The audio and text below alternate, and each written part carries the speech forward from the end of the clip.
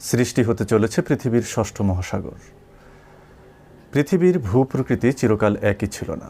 সময়ের স্রোতে ধীরে ধীরে বদলেছে এর মানচিত্র। এই রূপান্তরের মূল চালিকা শক্তি টেকটনিক প্লেটের ক্রমাগত নড়াচড়া। আর এখন বিজ্ঞানীদের মতে এমনই এক পরিবর্তনের দ্বারপ্রান্তে দাঁড়িয়ে রয়েছে আফ্রিকা মহাদেশ।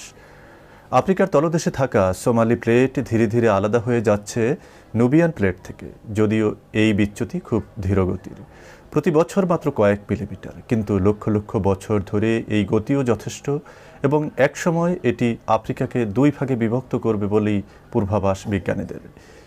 ইতোমধ্যেই এই বিভাজনের স্পষ্ট প্রমাণ মিলেছে। 2005 সালে ইথিওপিয়ার আফার অঞ্চলে দেখা দেয় একটি 56 কিলোমিটার দীর্ঘ বিশাল ফাটল, যা ভূবিজ্ঞানীদের নজর কাড়ে।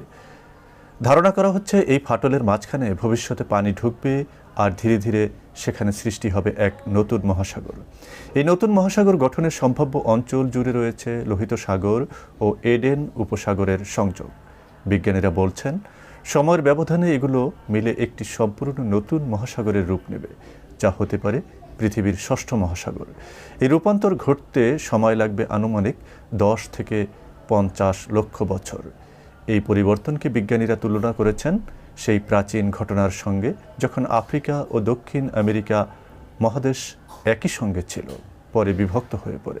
এই প্রক্রিয়ায় এখন আফ্রিকাও হয়তো দুই ভাগে ভাগ হবে। একটি হবে পূর্ব আফ্রিকা, অন্যটি পশ্চিম আফ্রিকা। এর প্রভাব শুধু ভূগোলেই সীমাবদ্ধ থাকবে না। নতুন মহাসাগরের আবির্ভাব জলবায়ু, বাস্তুতন্ত্র, প্রাণীজগৎ, এমনকি মানব সমাজের ভূ সংস্থানেও আনবে ব্যাপক পরিবর্তন।